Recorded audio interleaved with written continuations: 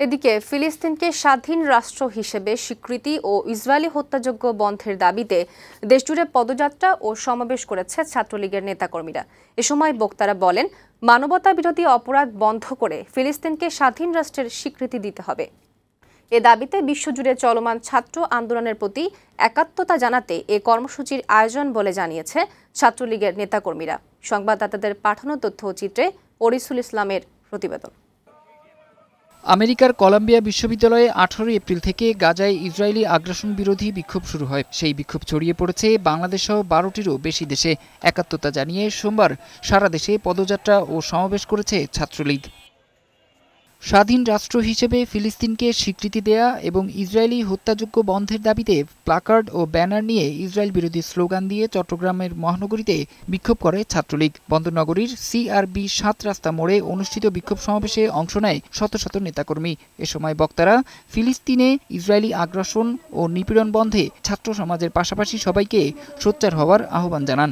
ফিলিস্তিনের পক্ষে একত্রতা প্রকাশ করছি। আমরা ওইখানে গিয়ে যুদ্ধ করতে না পারলেও এখান থেকে তাদের পক্ষে অবস্থান নিচ্ছি। ফিলিস্তিনের স্বাধীনতার জন্য, ফিলিস্তিনের সুখ শান্তির জন্য আমরা আজকে ঐক্যবদ্ধ হয়েছি।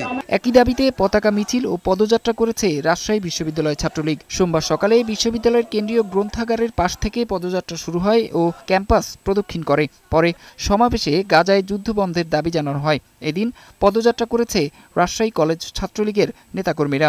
আমরা যে কোনো মূল্যে যে কোনো পরিস্থিতিতে আমরা ফিলিস্তিনিদের পক্ষে আছি। স্বাধীন ফিলিস্তিন রাষ্ট্র প্রতিষ্ঠা ও ইসরায়েলের আগ্রাসন বন্ধের দাবিতে নাটোরে পদযাত্রা ও সমাবেশ করেছে জেলা ছাত্রলীগ। NS কলেজে অনুষ্ঠিত কর্মসূচিতে বাংলাদেশের জাতীয় পতাকার সাথে ফিলিস্তিনের পতাকা উত্তোলন করা হয়।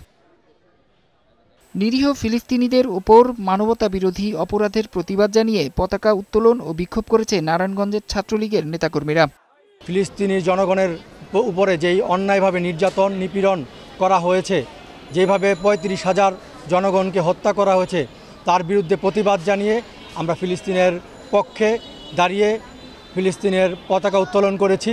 এছাড়া কুড়িগ্রাম, পাবনা, পঞ্চগড় ও পটুয়াখালী সহ সারা দেশে সোমবার বিক্ষোভ কর্মসূচি পালন করে ছাত্রলীগের নেতাকর্মীরা।